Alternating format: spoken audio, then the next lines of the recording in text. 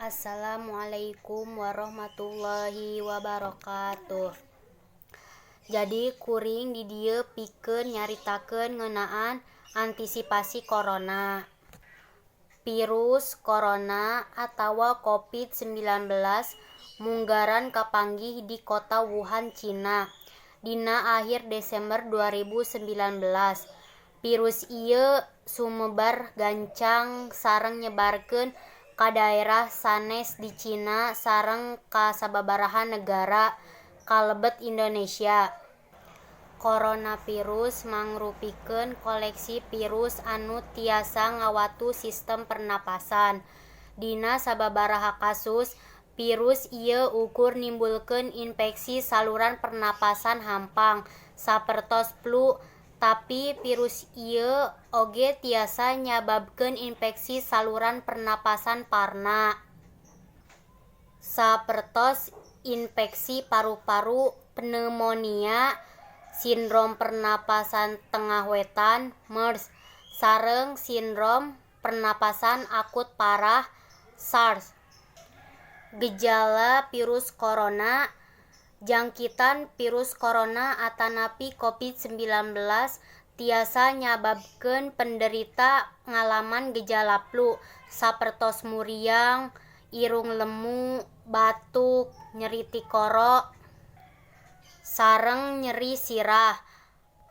Atanapi gejala infeksi engapan parna sapertos muriang tinggi, batuk, sareng kahak komo pendarahan, sesak napas sareng nyeri dada.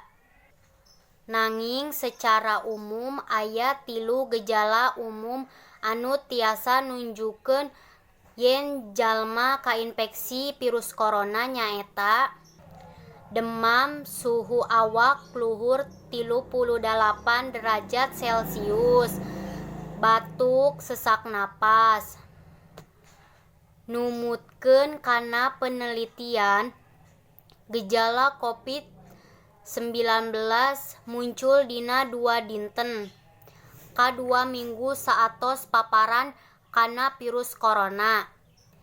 Nalika ningali dokter, upami anjeun mendakan gejala infeksi virus corona atawa COVID-19 sapertos anu kasebut di luhur.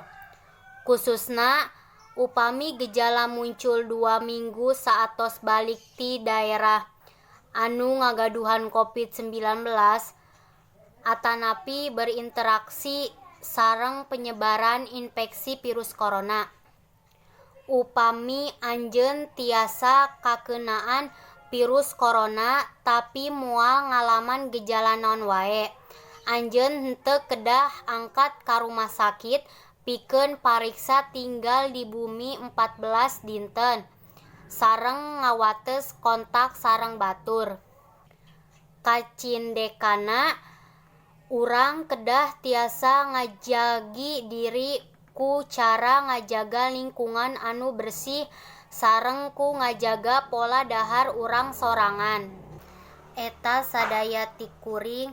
Wabillahi taufiq wal hidayah. Wassalamualaikum warahmatullahi wabarakatuh.